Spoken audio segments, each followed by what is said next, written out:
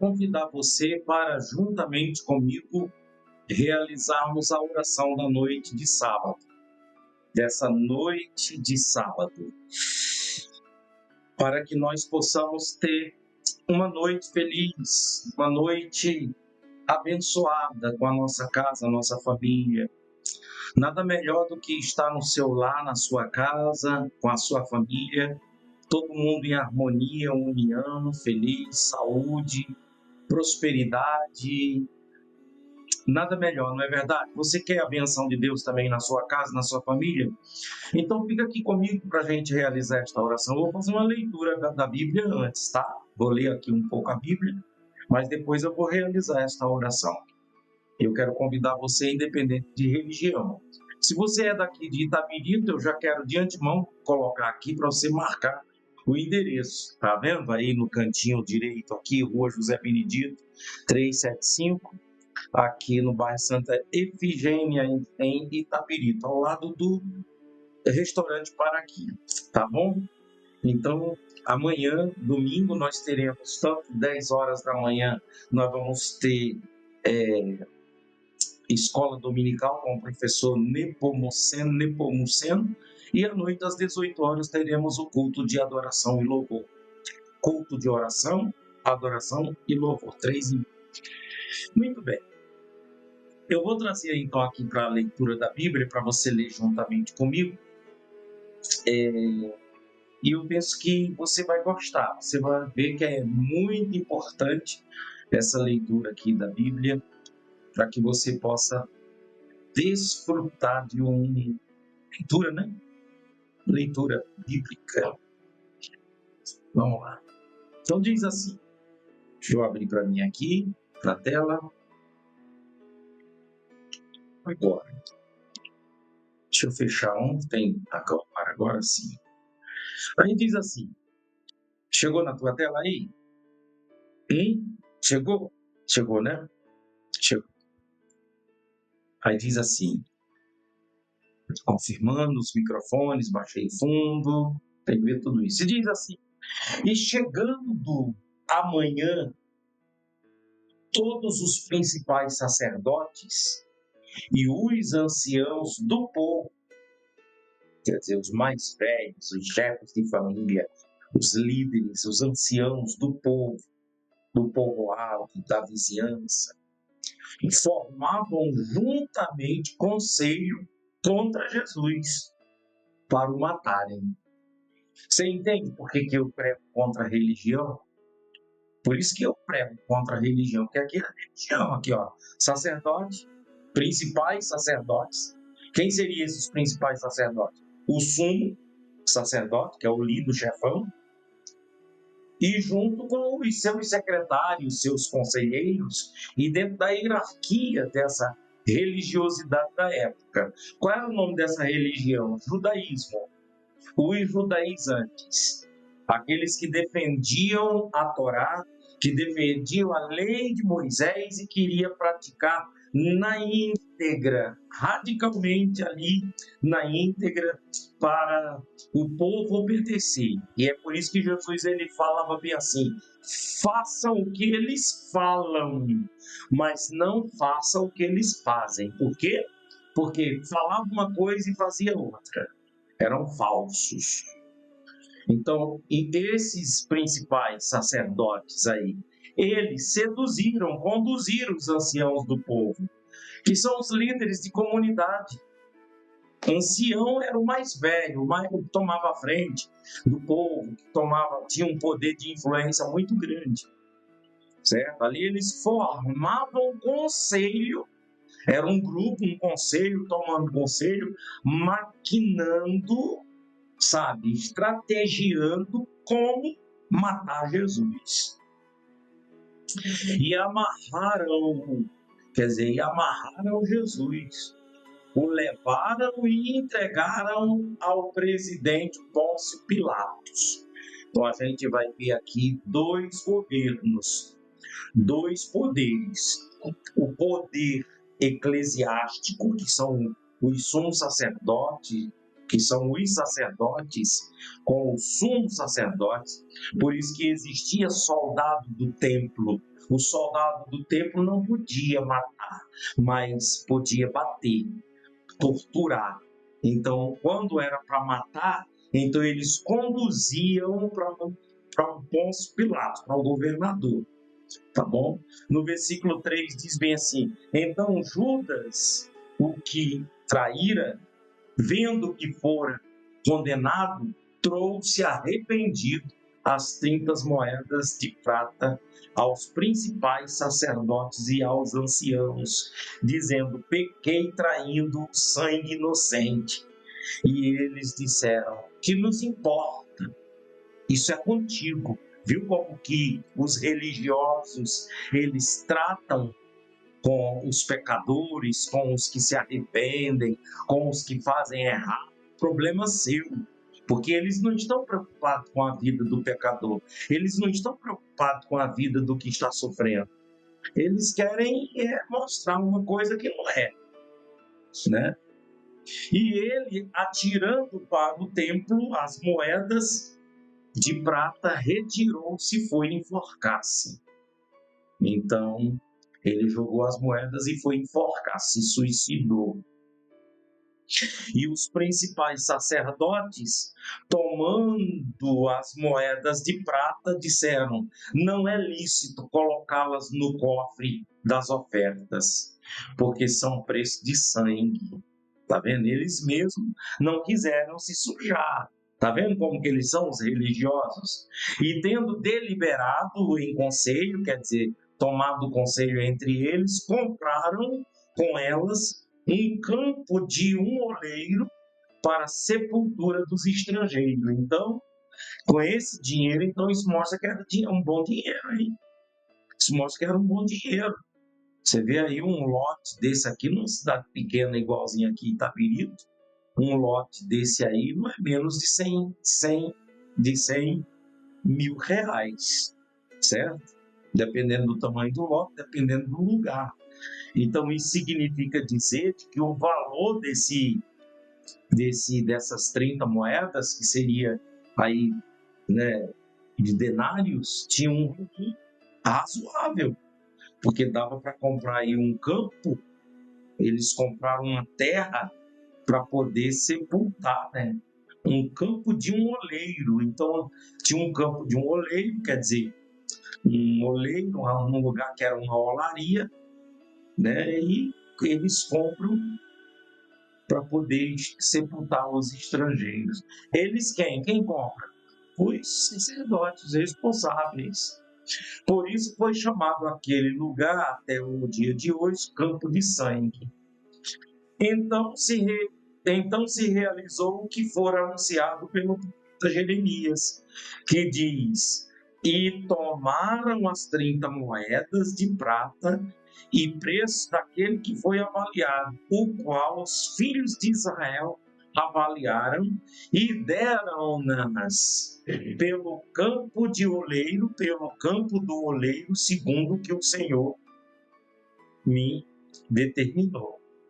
Então você vê de que até, deixa eu mostrar as caras aqui, que é só uma cara, né? Mas deixa eu aparecer aqui para chamar a atenção de todos vocês, porque cada vez mais que eu leio a Bíblia, que eu deparo com essas revelações, cada vez mais eu creio nas Escrituras, porque você vê de que até essa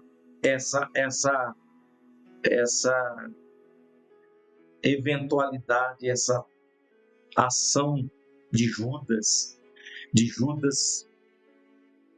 trocar Jesus por 30 moedas e dele vir se arrepender e chegar até os sacerdotes, e os sacerdotes não aceitar no cofre das ofertas, e eles chegarem a comprarem um campo de oleiro, um campo de uma olaria, e ali ficar separado. Isso aí, Jeremias já está profetizando lá atrás, há 600 anos antes de Cristo. Então, é de arrepiar, é de se emocionar você, esse contato com as Escrituras, porque são coisas que está sendo falado há 600 anos atrás e está se cumprindo em Cristo. Jeremias está falando há 600 anos atrás e está se cumprindo ali com Cristo, eles comprando aquele campo de olaria. Fora as outras profecias, que são muitas profecias se cumprindo em Cristo Jesus. E isso aí, alguém uma vez falou assim para mim, dizendo: mas pastor, o que lhe garante de que a Bíblia é verdadeira, de que a Bíblia não é a palavra de homens? Que foi escrito por homens, é claro. Os evangelhos foi escrito por Mateus, Marcos, Lucas e João. Atos dos Apóstolos foi escrito por Lucas. E aí vem as epístolas de Paulo, dos outros apóstolos. Então foram homens que escreveram. Mas não são palavras dos homens, são palavras divinas. Mas como saber que há uma veracidade na palavra de Deus? Óbvio, está aí. Jeremias está profetizando uma coisa lá há 600 anos atrás, está se cumprindo em Cristo. Então, como as outras profecias, Isaías 53, quando Jesus é crucificado, e todas as outras profecias, uma outra profecia que me deixa muito assim apurado, é justamente a de Isaías 45, quando Deus, ele fala através do profeta Isaías que ia nascer Ciro, ainda dá o nome do imperador, que esse Ciro iria libertar esse povo da Babilônia para trazer para Jerusalém. E se cumpriu quase 200 anos antes. Isaías fala no ano mais ou menos 750 e vem se cumprir no ano 580 e alguma coisa. Isso é maravilhoso. Essa outra profecia que Isaías chega a falar, que os profetas, dizendo de que o povo judeu, o povo de Israel, iria se espalhar pelo mundo todo, que foi o que aconteceu no ano 70, e esse povo se espalhou pelo mundo todo e por toda a terra. E aí se passa aos anos 70, aí vem em 1948, esse povo se ajunta de novo, porque o profeta Isaías, ele lá atrás já profetizava, dizendo que esse povo ia ficar espalhado como ovelhas sem pastor, mas esse povo iria voltar depois, se reunir. E ainda diz assim que muitos voltariam como asa de águia. Como que alguém volta em asa de águia? Os aviões. Quer dizer, até o avião já é uma profecia que se cumpre, porque para os judeus voltarem para Israel, eles voltam hoje através de avião. Eles voltam de avião, não é de carro, de trem. Eles voltam de avião, como que em asa de águia, avião. E aí isso se cumpre, né? 1948, quando Israel volta a se juntar de novo. Hoje nós temos aí essa nação israelitas dos judeus, que são já cerca de 12 milhões, 10 milhões de judeus entre estrangeiros, entre os descendentes e todos que atuam, que moram lá em Israel, Jerusalém, capital, Israel, Tel Aviv, capital, Jerusalém, né? A partir de que voltou a ser capital, Jerusalém. Então, todas essas profecias se cumpriam, meu irmão, meu amigo. Isso faz a gente mais ainda crer nas Sagradas Escrituras, na Bíblia Sagrada. E aí você vê Jesus morrendo por mim, por ti, por nós. E agora é a nossa vez da gente morrer por Ele. Vamos morrer por Ele, porque você todo dia, de velho, de doença, velhice. Esses dias eu estava fazendo uma visita a uma pessoa com 97 anos. Estava lúcida, mas 97 anos. O que você espera? Uma pessoa com 97 anos, ela espera mais viver mais o quê? Então, se não vai de velho, vai de um jeito de outro. E agora é a nossa vez da gente morrer com Cristo, morrer em Cristo, sendo fiel a Cristo. Inclusive, amanhã, domingo, Santa Ceia do Senhor, às 18 horas, eu quero convidar vocês aqui de Itabirito para que vocês possam participar comigo, conosco, desta Santa Ceia. Tá bom? Vamos orar, vamos falar com Deus, que foi muito boa essa leitura, é muito bom ler a Bíblia, né? É simplesmente maravilhoso.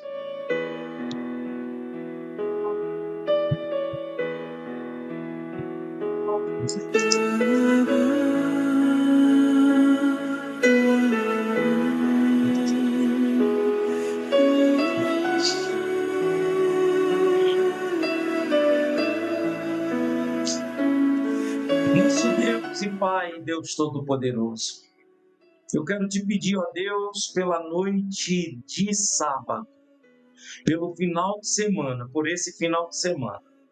Talvez essa pessoa não esteja orando comigo nesse exato momento, mas está em outro momento da noite ou da madrugada ou do domingo, não sei. Uma coisa eu sei, o Senhor é Deus, o Senhor é real. E o Senhor abençoa todos aqueles que oram e que buscam a sua face. E eu quero te pedir, ó Deus, que o Senhor abençoe a vida de cada um que está orando comigo agora. A casa, que haja paz nesse lar, que haja harmonia, saúde, prosperidade. O casamento, meu Deus, desta pessoa, a família, a saúde, a vida profissional. Eu quero apresentar ao Senhor cada ouvinte, cada pessoa que está aqui nesse canal, é tempo de oração, que está inscrito nesse canal.